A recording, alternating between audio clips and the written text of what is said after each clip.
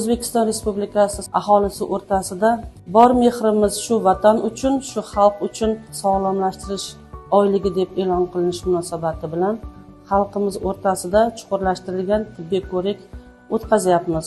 O'tkazishdan maqsad aholi o'rtasida kambag'al oilalar reyestriga kiritilgan oilalarni 1, 2, 3 va 4 guruhlarga ajratib, ularga yuqori malakali texnologik tekshiruv diagnostikalarni o'tkazish, tekshiruv jarayonida aniq tashxislash va ajratilgan bemorlarga tuman, viloyat va respublika miqyosida yuqori texnologik tibbiy yordamlar ko'rsatish maqsad qilib olingan, aniqlangan bemorlarga yo'llanma yoki bo'lmasam imtiyoziga ko'ra orderlar bilan ta'minlab, shu orqali viloyat va respublika miqyoslariga yo'naltiryapmiz.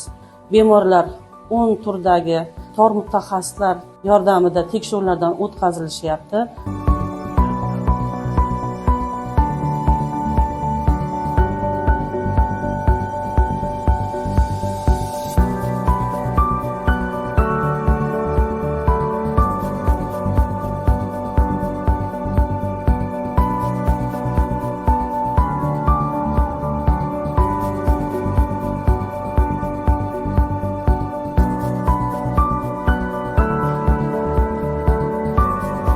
Ko'rikdan o'tishga poliklinikamizga keldim.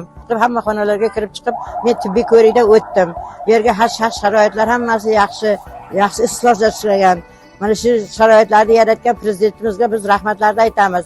Mana har joyim har doyga borib sarson bo'lib yurardik, shaharma-shahar. Hozir biz sarson bo'lmasa, mana o'zimizning shahrimizga, o'zimizning rayonimizga kelib tibbiy ko'riklarni hammasidan o'tib, sog'larni sog', kasallarni kasal deb mana vrachlarimiz yaxshi tashxislar qo'yib aytib beryaptilar. Shu sharoitlarni yaratib bergan prezidentimizga katta rahmatlar aytamiz.